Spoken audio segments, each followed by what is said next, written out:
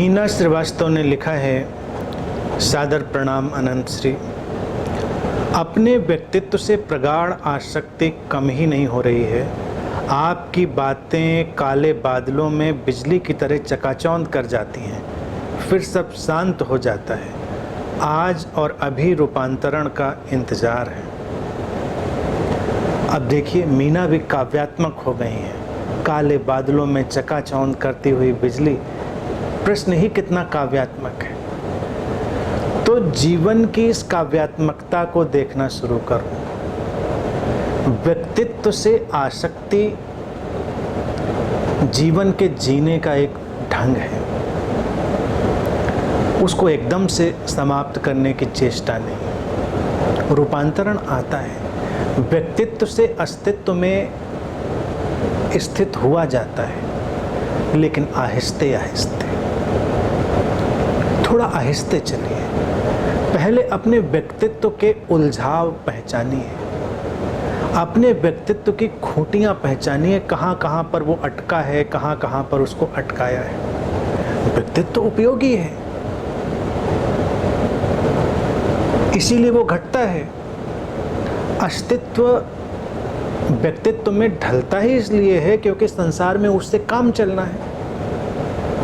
तुम्हारा एक व्यक्तित्व, हमारा एक व्यक्तित्व, उसका एक व्यक्तित्व, ये सारे व्यक्तित्व आपस में जुड़ेंगे, मिलेंगे और एक अंतर मानवीय संबंध घटेगा। जीवन ऐसा है। अगर काले बादलों के बीच कौंधती हुई बिजली दिखने लगी है तो ये शुभ है।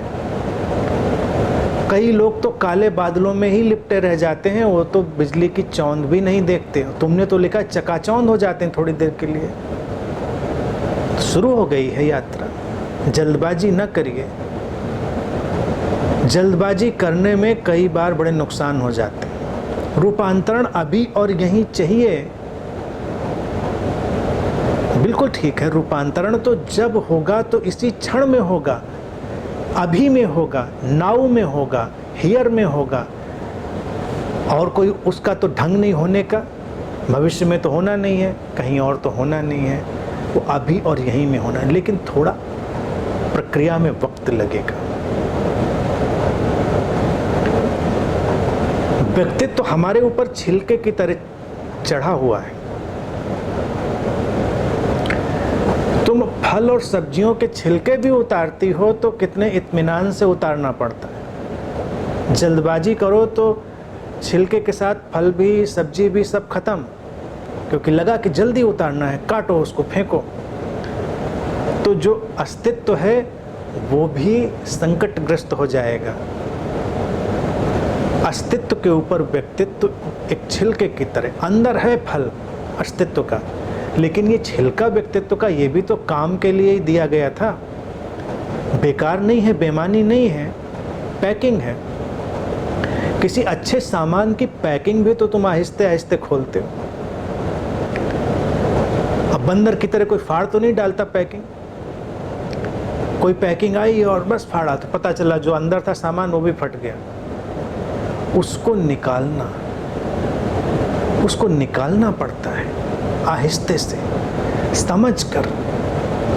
तो पहले तो उसको समझें। जैसे भारत में एक उदाहरण इसके लिए दिया गया है कि जैसे सांप अपनी केंचुल उतारता है, ऐसे ही रूपांतरण घटता है, ऐसे ही व्यक्तित्व हटकर हम अस्तित्व में ठहरते हैं।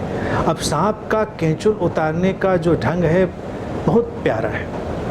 सांप की जो ऊपरी त्वचा है, उसका जो खोल है, जब पुराना पड़ जाता है तो उसको हटाकर अपने नए त्वचा के रूप के साथ जीता है। और जब उसको उतारता है तो कहीं पर किसी अटकाव वाली जगह पर, कहीं पेड़ में, किसी टहनी पर, किसी कांटे के पास कहीं जाकर उसको फंसाता है थोड़ा सा, और उसको धीरे धीरे धीरे धीरे छोड़ देता है। इसीलिए अक्सर केंचुल कहीं पेड़ पर लटकी, टहनी पर लटकी, कहीं कांटे में अटकी, कहीं मिल जाती। और अगर अटकाव नहीं भी है तो भी वो उसको धीरे धीरे आहिस्ते आहिस्ते हटाता है। व्यक्तित्व से मुक्त होना शुभ है, लेकिन जल्दबाजी नहीं करिए, नहीं तो हम कोई और व्यक्तित्व ओढ़ लेंगे। अक्सर व्यक्तित्व से हटने की जल्दबाजी में लोग एक नया व्यक्तित्व बना लेते हैं। एक चेहरे पे कई चेहरे चढ़ा लेते हैं लोग, क्योंकि चेहरा तो जो ओरिजिनल फेस है, मौलिक चेहरा, उसको तो पहचानना है पहले। अभी पहचाना नहीं, जल्दबाजी आ गई और लगा लिया, बदलता जाता है। ये धार्मिक क्रियाकलाप, ये सामाजिक पहचाने, ये सोशल आइडेंटिटीज, ये रिलीजियस आइडेंटिटीज, ये क्या है? ये अपने अस्तित्व की तलाशी हैं, क्योंकि व्यक्तित्व व्यक्ति को कहीं से सीमित कर रहा था। ऐसा लग रहा था कि जैसे उसको बांध रहा है, तो इंसान को लगा कि ठीक है, ये बांध रहा है, तो हम इस व्यक्तित्व से परे जाते हैं। लेकिन परे कहाँ जाते हैं? हम कोई और व्यक्तित्व ओढ़ लेते हैं। थोड़ा आहिस्ते आहिस्ते चलिए, धीरे धीरे। कौंध दिखी है ना,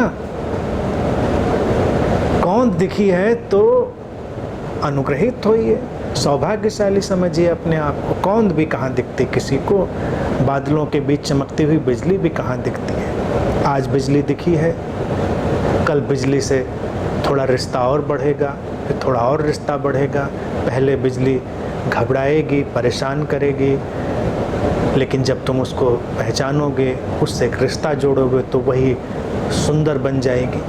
आसमान में चमकती हुई बिजली भी कहाँ किसी ने देखी है, क्योंकि सब तो उससे डरे हुए हैं। कभी अपनी खिड़की में खड़े होकर आसमान में कौनती बिजलियों को देखें, क्या खूबसूरत नज़ारा होता है। तुम उसके वीडियोस तो कम से कम देख सकते हो, इतना तो तय है। लेकिन वीडियो तो फिर एक आर्टिफिशियल चीज़ हो गई, उसमें वो जो लाइव, वो जो जीवंत उसकी जो कौंध होती है, वो तुम नहीं देख पाओगे, लेकिन एहसास हो जाएगा कि ये होता होगा। मैंने देखा है, क्या कमाल का नज़ारा होता है, खतरनाक है, भयावह है। सुंदरता भी डराती है। अगर सुंदरता अपने प्रचंड रूप में आ जाए तो भयावह हो जाती है। इसीलिए हम भी एक सामान्य सौंदर्य को बर्दाश्त कर पाते हैं, ज़्यादा हो जाए तो हमसे बर्दाश्त नहीं होता। तो बिजली की कौंध भी एक अतिरेक में घटा हुआ सौंदर्य है, प्रकाश का विस्फोट। तो ये जो आसमान में कौनती बिजली है, उसका भी सौंदर्य कभी निहार कर देखो और तुम अभिभूत हो जाओगे। तुमको लगे क्या नज़ारा है कौनती हुई बिजलियों का। अब रिश्ता जुड़ेगा जब एक बार तुम उनको पहचानोगे, उनके सौंदर्य को पहचानोगे, सहज हो जाओगे, फिर वो तुम्हारे लिए बढ़ेंगी। ये हो गया ध्यान। तुमने अगर कौनती बिजलियों पर ध्यान देना शुरू कर दिया तो वो बढ़ने लगेंगी। ध्यान की एक ही प्रक्रिया है, जहाँ तुम ध्यान देते हो वो बढ़ने लगता है। इसीलिए हर व्यक्ति को ध्यान चाहिए, हर बच्चे को ध्यान चाहिए, हर प्रेमी प्रेयसी को ध्यान चाहिए। ध्यान जिसके ऊपर तुम ले जाओ, उसको लगता है जैसे कुछ विकसित हो रहा है उसके अंदर। तो काले बादलों पर ध्यान मत ले जाओ। काले बादल भी हालांकि मैं बुरा नहीं मानता, वो भी खूबसूरत हैं, बड़े प्यारे हैं, लेकिन अपने अज्ञान पर, अपनी आसक्ति पर ध्यान ले जाओ उसको समझने के लिए। और जो अस्तित्व की झलकें आए बिजली की कौंध की तरह, उन पर ध्यान ले जाओ एक अनुग्रह की तरह कि है संभावना, पीछे छुपी है, आएगी, धीरे धीरे केंचुल उतरेगी। लेकिन जल्दबाजी नहीं करना।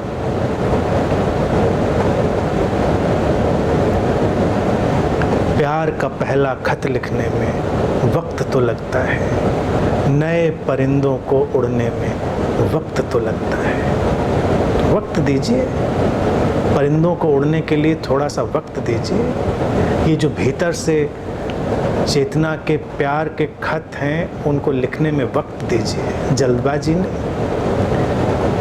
पहचान आई, इसके लिए अनुग्रहित रहें बस।